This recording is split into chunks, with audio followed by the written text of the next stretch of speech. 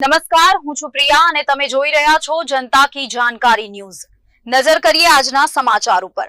સામૂહિક આરોગ્ય કેન્દ્ર ચૂડા ખાતે 15મી ઓગસ્ટ પૂર્વે બ્લડ ડોનેશન કેમ્પનું આયોજન કરાયું। રક્તદાન એ મહાદાન છે, લોકોમાં રક્તદાનનું મહત્વ અને રક્તદાતાઓમાં રક્તદાન વિશે જનજાગૃતિ ફેલાય એ આદર્શ હેતુ રહ્યો હતો। તેમજ થેલેસીમિયા દર્દીઓ અને શસ્ત્રક્રિયાઓ અને રક્તસ્રાવ સંબંધિત બીમારીઓના કિસ્સાઓમાં લોહીની તાતી જરૂર પડતી હોય છે અને સામૂહિક આરોગ્ય કેન્દ્ર ચૂડા દ્વારા વિવિધ કાર્યક્રમનું આયોજન થતું હોય છે। ત્યારે 15મી ઓગસ્ટ પૂર્વે બ્લડ ડોનેશન કેમ્પનું આયોજન કરવામાં આવ્યું હતું। તેમજ આ કેમ્પ દરમિયાન ICTC counsellor VB Rathod HIV AIDS, social stigma તેમજ વાત્સાયન કેન્દ્ર અને મમતા ક્લિનિક વિશે માર્ગદર્શન આપ્યું હતું।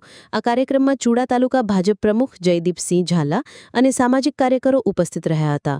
આ બ્લડ ડોનેશન કેમ્પને વધુ સફળ બનાવવા માટે સીએચસી ચૂડાના અધિક્ષક doctor Neeraj Parmar, medical officer તેમજ એકાઉન્ટન્ટ મુકેશભાઈ ઠાકોર તમામ સ્ટાફ સહિત સારી એવી જહેમત ઉઠાવી હતી।